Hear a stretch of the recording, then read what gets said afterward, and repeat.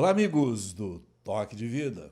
Estamos de novo aqui para falar de vida, esse presente incrível que nós ganhamos e a cada dia eu fico com mais vontade de viver bem e conhecer pessoas e as suas vidas, as suas histórias.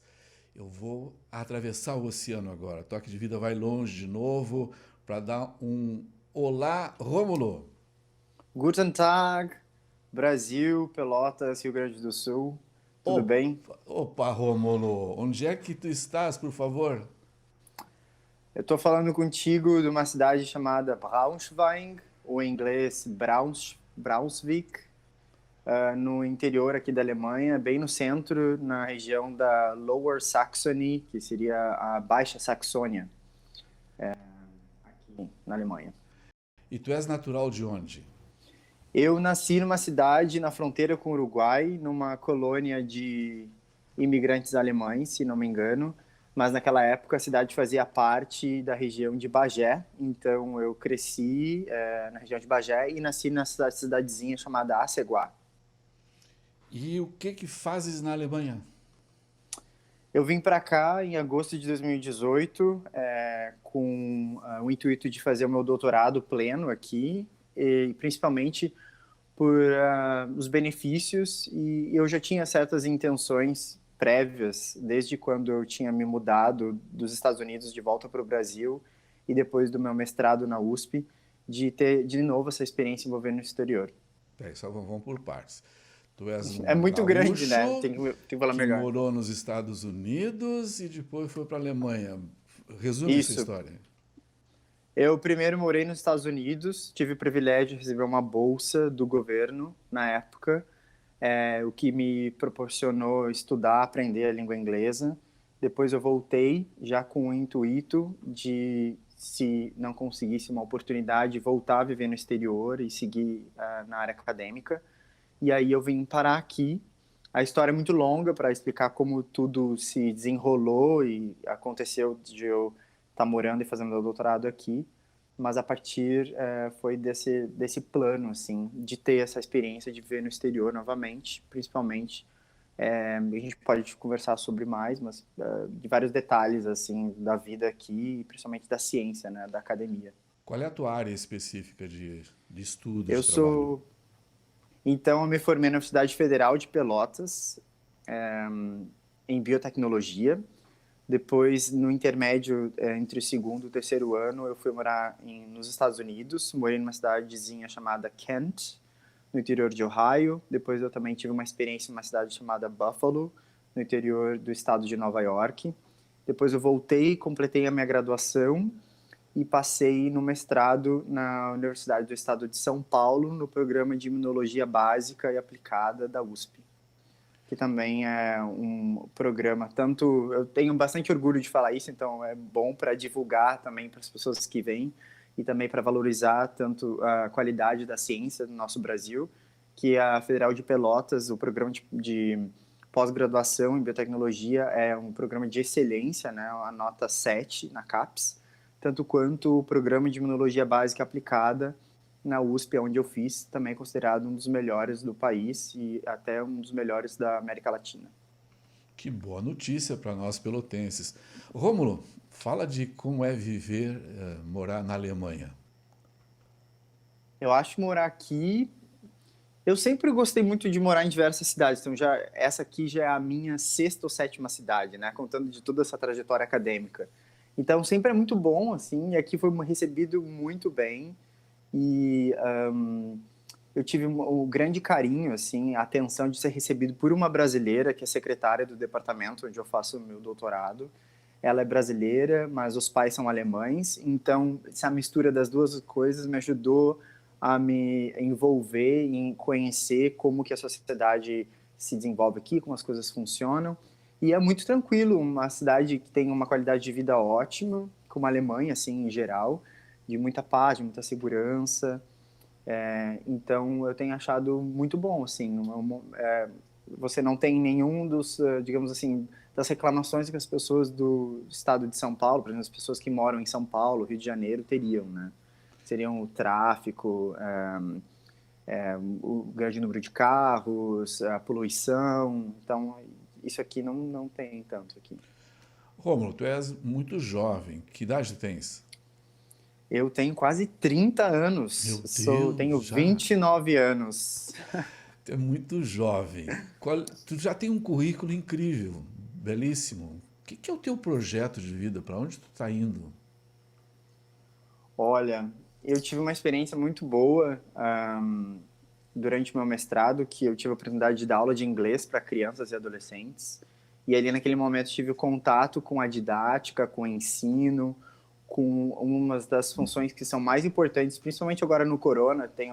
Hoje pela manhã eu vi um áudio muito engraçado de um pai falando que hoje ele pensa e valoriza muito o professor, porque o professor é capaz, apesar de ensinar, ele mantém os filhos entretidos, né? E abre uma janela do ensino, do conhecimento. Então, no meu momento, quando eu estava lá, alguns anos atrás, eu tive esse contato com o ensino e eu acho que o meu plano de vida, se as coisas nos possibilitarem, seriam desenvolver ciência e também ajudar no treinamento de recursos humanos. Falaste do corona. O planeta Terra está meio em choque. Estamos olhando pela janela. Como é que está esta questão aí por onde tu estás morando? Eu acho que o corona foi uma surpresa para todos. Eu me lembro que nos primeiros notícias, porque durante os almoços aqui que a gente tem entre os colegas, né, do departamento e dos laboratórios, até os nossos próprios chefes, a gente conversa sobre o que a ciência tem emergido, algumas que a gente falaria em inglês, né, alguns issues ou algumas coisas estão acontecendo, e a gente falava muito do corona. Então isso se espalhou de certa forma tão grande e a gente tinha muito receio de que aqui poderia ter pior, mas na realidade, semana passada, eu acho que a Nature, né, uma revista super bem reconhecida na área, falou de que a Alemanha, apesar de ter um número muito grande de casos, o número de mortes é baixo. Isso é devido, por exemplo, um dos motivos é que muitas pessoas durante o inverno, em janeiro, dezembro, vão para a Suíça, um lugar onde também tem um número muito grande de casos e mortes, mas eram pessoas jovens, então acabaram não disseminando tanto vírus em contato aqui. Então, a partir do momento que isso começou a emergir, eu tenho marcado no meu calendário, foi dia 20 de março, né? Hoje mesmo faz um mês, que a gente foi inibido, né, digamos assim, por precauções. O Instituto entrou no nível que a gente chama de segurança nível 4. Tem outros níveis mais importantes de segurança, dependendo de como a pandemia vai ocorrendo, como, por exemplo, só pessoas que são listadas em uma lista podem entrar no Instituto, mas a partir do dia 20, profissionalmente falando, a gente foi impedido de realizar experimentos e também de ocupar, né, lugares com mais pessoas. E aí, na vida pessoal, você vai falar, né, acho que, por ser um país nórdico, eles já têm uma certa uma cultura muito estabelecida em relações pessoais, né? Se você vai comparar na Itália, a gente sabe muito bem aí das colonizações no Brasil, né? Cidades italianas, famílias italianas, então se abraçam, se beijam. E aqui os alemães, eles são muito respeitosos, né? Então não tem tanto isso. Então a vida pessoal foi isso. Todos os lugares fecharam da noite para o dia, assim, né? Somente farmácias e supermercados ficaram abertos. E a gente, a partir dali, começou a praticar essas regras de distanciamento pessoal. Então, a gente tinha 1,5 metro de distância entre as pessoas. Então, na padaria você ia, tinha que ficar 1,5 metro de distância. Eles colocaram faixas no chão de todos os comércios, no mercado. Ô Rômulo, tu és um profissional que estuda esta coisa micro. Como é que tu enxerga isso? Para onde nós vamos? O Brasil, de certa forma, eu tenho a impressão que está começando ainda. É preciso muita gente ainda se infectar? É preciso gente morrer? Como profissional, como é que tu vês isso? Olha, a gente pode pensar por vários pontos de vista, né? Eu acho que o ponto de vista falando sobre o vírus é que a gente está tendo o efeito, às vezes, da pressão da sociedade na natureza, de diversas formas, de que a gente não imaginaria de que isso poderia acontecer. Claro que eu espero que não, mas pode ser que no futuro outras pandemias vão emergir como se fosse uma resposta, um loop de resposta do planeta mesmo, né? Porque a gente está entrando numa exaustão de recursos naturais e isso causa um desbalanço muito grande em todos os níveis que a gente vai pensar ecológicos, né? Tem a mão do homem por trás disso. Eu acho que pensando numa forma assim que eu não a hipótese não pode ser colocada em isso, que a gente não tem provas, não tem estudos que falam isso, né? Mas vários vírus emergem da natureza. Por exemplo, o Ebola é um vírus que emergiu, que é um vírus que na realidade é encontrado em macacos, emergiu dali, se mutou, começou a infectar diversas pessoas. Na China também emergiu a partir de animais e assim vai. Então parece que esse contato da sociedade com a natureza, e claro que os vírus são, né, a gente tem muito debate ainda se é uma coisa viva, se não é uma coisa viva. Na realidade, ele depende de uma outra célula para viver, mas tem uma capacidade muito grande de mutação. Agora, qual seria a pressão do mundo, na natureza, a sociedade, nessas mutações? A gente não tem nem controle, não sabe, né? Então, eu acredito que pode ser que com mais frequência ocorra isso. E aí vale a pena lembrar a importância da imunologia em base da vacina, né? A importância de, por exemplo, no Brasil, a gente lembrar sempre do Zé Gotinha, de levar as crianças para serem imunizadas, porque aquelas doenças também já cometeram animais, cometeram natureza e acabaram disseminando diversas vidas em muitos anos, né? E aí hoje a gente não tem uma vacina para o corona, né? Então todo mundo está correndo atrás desse ouro agora, desse tesouro, que é a vacina. Rômulo, no Brasil nós estamos num momento delicado, porque há duas grandes correntes, continua o pessoal recolhido, guardado, fechado em casa, e o próprio presidente da República começa a falar, vem cá, nós temos que sair para a rua, nós vamos falir, nós vamos quebrar. O povo alemão, como é que se comporta diante dessa questão do recolhimento? Há uma determinação legal? Como é que transita essa questão por aí? Olha, o que eu vivo aqui e que aprendi até agora, vivendo com os alemães, é que eles respeitam as leis com muito rigor. Tudo com muito rigor. Por exemplo, aqui a gente não compra passagens de ônibus ou do tram, que seria como se fosse um bonde, né, que passa nas cidades. Todas as cidades aqui têm um transporte público bem bom, né? Você não compra aquilo ali, não tem ninguém como se fosse um cobrador para ver, né, o seu ticket. Então, regularmente, sempre, claro que tem inspeções que as pessoas passam, né, algumas pessoas passam para controlar e ver, mas os alemães, por exemplo, eles sempre compram isso. Então, quando falaram que era quarentena, todo mundo ficou em quarentena, todo mundo.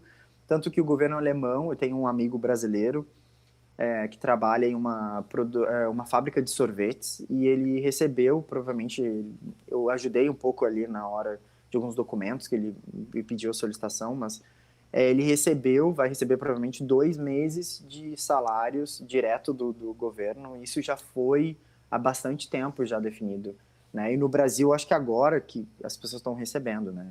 A ministra Merkel falou semana passada que os casos agora a epidemia aqui está entrando em um platô.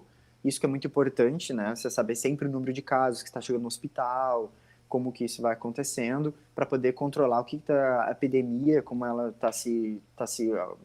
tá deixando de subir exponencialmente ou está entrando em um platô. Então aqui está entrando em um platô, mas mesmo assim a regularização é que a gente fique em quarentena, todas as pessoas, eventos, tudo, até pelo menos o final do verão. Nós percebemos no Brasil muito sofrimento emocional por esse recolhimento. Muitas pessoas sofrendo por profunda ansiedade, depressões, enfim. Tu percebes isso também aí? Ouves disto na Alemanha? Acho que uma das que eu ouvi, pelo menos a ministra falar, que era uma dos receios que ela tinha, por exemplo, porque a Itália, quando ela teve o knockdown, literalmente você não podia sair de casa sem ter uma autorização policial. Então você tinha o patrulhamento policial nas ruas e você tinha que, não sei como, não tenho detalhes, mas você tinha que receber uma autorização policial. Então ela tinha receio de fazer isso aqui. Então ela esperava que as pessoas que colaborariam, né? E eu acho que no caso aconteceu, então as pessoas se sentem bem felizes, aliviadas, que a gente está, espero, né, que até em maio a gente consiga voltar com pequenos passos à normalidade.